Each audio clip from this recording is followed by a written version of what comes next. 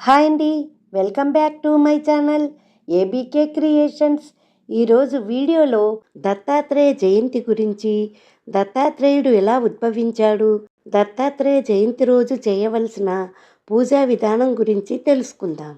మార్గశిర శుద్ధ చతుర్థి రోజున దత్తుడు ఉద్భవించినటువంటి రోజు. కృత్తికా నక్షత్రం బుధవారం రోజున దత్తుడు ఉద్భవించాడు.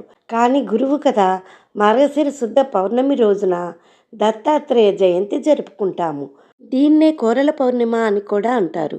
ఈ రోజునే అనంతమైన దత్తశక్తిని అందుకునేటటువంటి రోజు.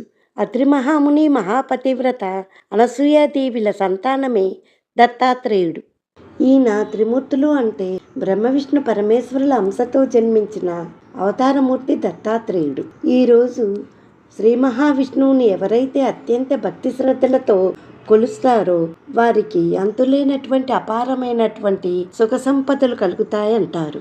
దత్తాత్రేయ జయంతి రోజున ఉదయాన్నే లేచి నది స్నానం ఆచరించి దత్తాత్రేయుని ఫోటోకి పసుపు రంగు పూలమాల వేసి పసుపు రంగు తెలుపు రంగు పూలతో పూజించాలి. దత్తాత్రేయుని వద్ద 3 వత్తులు వేసి ఆవు నెయ్యితో దత్తదీపం వెలిగించాలి. తెల్లని పూలతో పసుపు రంగు పూలతో షోడశోపచార పూజ చేసుకుని అష్టోత్తర శతనామాలతో దత్తాత్రేయుని పూజించుకోవాలి.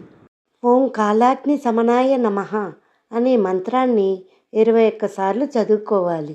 కర్పూర నీరాజనం ఇచ్చాక అరటిపళ్ళు చక్కెర పొంగలి నైవేద్యంగా నివేదించాలి. ఈ దత్తదీపం వెలిగించటం వలన గురుబలం పెరుగుతుంది, ఆర్థిక ఇబ్బందులు తొలగిపోతాయి. అంతేకాక మేడి చెట్టు చుట్టూ శ్రీ దత్త శమనం మమ అని 3 సార్లు తిరుగుతూ మేడి చెట్టును పూజించాలి. దీనివలన శత్రుభయం, దృష్టి దోషాలు తొలగిపోతాయి. జపదానాలకు ఈరోజు ప్రాముఖ్యతను ఇస్తారు. ఈరోజు అగ్నిపురాణం దానం చేస్తే చాలా మంచిది. దత్త చరిత్ర, నృసింహ సరస్వతి చరిత్ర, షిరిడి సాయిబాబా చరిత్ర, శ్రీ దత్త దర్శనం వంటివి పారాయణం చేస్తారు. ఈరోజు ఉదయం నుండి సాయంత్రం వరకు ఉపవాసం ఉండి రాత్రికి చుక్కను చూసి భోజనం చేస్తే అఖండ ఐశ్వర్యంతో పాటు గురుబలం పెరుగుతుంది. ఈ రోజునే కోరల పౌర్ణమి అని కూడా అంటారు. కార్తీక పౌర్ణమి నుంచి మార్గశిర పౌర్ణమి వరకు ఉండే మాసం రోజులు యమదంష్ట్రలు అంటారు. 30 కోరలతో యముడు నోరు తెరుచుకొని ఉంటాడంటారు. మార్గశిర మాసంలో అందుకనే మరణాల సంఖ్య ఎక్కువగా ఉంటాయి. ఈ రోజున కుక్కలకి కొరికి రొట్టెలను వేయటం వలన అనారోగ్యాలు, అపమృత్యు దోషాలు తొలగిపోతాయి అంటారు. ఇక దత్త జననం గురించి తెలుసుకుందాం. త్రిమూర్తులు అత్రి మహర్షి, అనసూయ దంపతులను పరీక్షించారు. ఆ పరీక్షలో అత్రి మహర్షి, అనసూయలు నెగ్గారు. అప్పుడు ఏం వరం కావాలో కోరుకోండి అని త్రిమూర్తులు అడిగితే మీరే మాకు పుత్రులుగా కావాలి అని అత్రి మహర్షి, అనసూయ కోరుకున్నారు. తదాస్తు అన్నారు త్రిమూర్తులు. ఇక బ్రహ్మ అంశతో చంద్రుడు, రుద్రుని అంశతో దుర్వాసుడు వాళ్లకు జన్మించారు. మార్గశిర శుక్ల పౌర్ణమి నాడు అత్రి అనసూయలకు శ్రీమన్నారాయణుని అంశతో దత్తాత్రేయుడు జన్మించాడు. సాక్షాత్ నారాయణుడు యోగి అవతారము, జ్ఞాన అవతారము, అవధూత అవతారము, ఆత్మజ్ఞాని దత్తుడు. ఏ సంకల్పము లేనివాడు దత్తుడు. బ్రహ్మ విష్ణు మహేశ్వరుల స్వరూపము, సచ్చిదానంద పరబ్రహ్మ స్వరూపము ఈ దత్తాత్రేయుడు.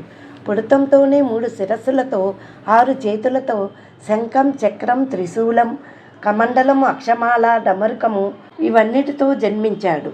జయ గురుదత్త, శ్రీ గురుదత్త అని దేవతలు, ఋషులు జయ జయ ధ్వానాలు చేస్తున్నారు. నారాయణుడు నారాయణుడు అని కీర్తిస్తున్నారు. అత్రిపుత్రుడు కనుక ఆత్రేయుడు తనకు తానై దత్తుడిగా వచ్చాడు కనుక దత్తాత్రేయుడు అంటారు. దత్తాత్రేయుడికి మేడిపళ్ళను నైవేద్యంగా పెడతారు. మహబూబ్ నగర్ జిల్లాలోని కురుపురం, తూర్పుగోదావరి జిల్లాలోని పిఠాపురం శ్రీపాద వల్లభ అవతారానికి సంబంధించిన ప్రదేశాలు. అవధూత దత్తపీఠం ఆధ్వర్యంలో కూడా కొన్ని ఆలయాలు ఉన్నాయి. వాటిలో కూడా ప్రత్యేక పూజలు జరుగుతాయి. దత్తాత్రేయ ఆరాధన, దత్త ఉపాసన చేయటము చాలా విశేషము. దిగంబర దిగంబర శ్రీపాద వల్లభ దిగంబర అనే నామాన్ని జపించటం వలన దత్తుడి యొక్క అనుగ్రహానికి పాత్రులవుదాం. అందరికీ దత్త జయంతి శుభాకాంక్షలు. ఈ వీడియో కనుక నచ్చినట్లయితే లైక్ చేసి షేర్ చేయండి. మరిన్ని ఇంట్రెస్టింగ్ వీడియోస్ కోసం మా ఛానల్ సబ్స్క్రైబ్ చేసుకోండి.